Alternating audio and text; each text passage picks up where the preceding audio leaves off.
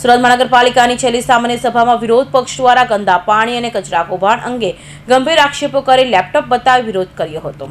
સુરત મહાનગરપાલિકાની છેલ્લી સામાન્ય સભામાં વિરોધ પક્ષના આક્રમકના મિજાજ જોવા મળ્યો હતો. વિકાસના દાવાઓની પોલ ખોલતા વિપક્ષી નેતાઓને આઈપેડ અને લેપટોપમાં અસલી વિકાસ દર્શાવ્યો હતો. રસ્તા પર ટ્રાફિક જામ અને કચરાના મેનેજમેન્ટમાં શાસક પક્ષ નિષ્ફળ હોવાનો ગંભીર આરોપ વિપક્ષ આમ આદમી પાર્ટી દ્વારા કરાયો હતો.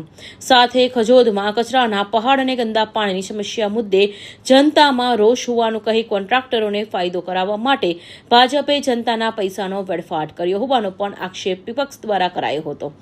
આજે અમારી ટ્રમ્પની આ છેલ્લી સામાન્ય સભા છે અને તમામ આમ આદમી પાર્ટીના નગરસેવકો સાથે અમે ભારતીય જનતા પાર્ટીનો વિકાસ બતાવીએ છીએ કે છેલ્લા 5 વર્ષમાં એમણે કયા પ્રકારનો વિકાસ કર્યો છે.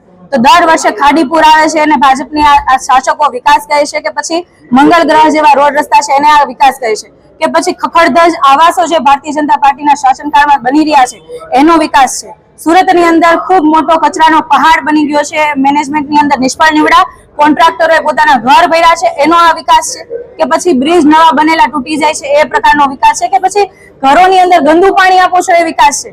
તમામ જગ્યાઓ પર જે પ્રાથમિક સુવિધાની આપવાની વાત આવે તો તમામ જગ્યાઓ પર ભાજપી શાસકો સદંતર નિષ્ફળ નીવડા છે અને માત્ર ને માત્ર જો સફળતા મેળવી હોય તો એ કોન્ટ્રાક્ટરો પાસેથી ફંડ લેવામાં અને પોતાના કોન્ટ્રાક્ટરોના ખીચા ભરવામાં અને પોતાના કમલમ ભરવામાં એમણે સફળતા મેળવી છે.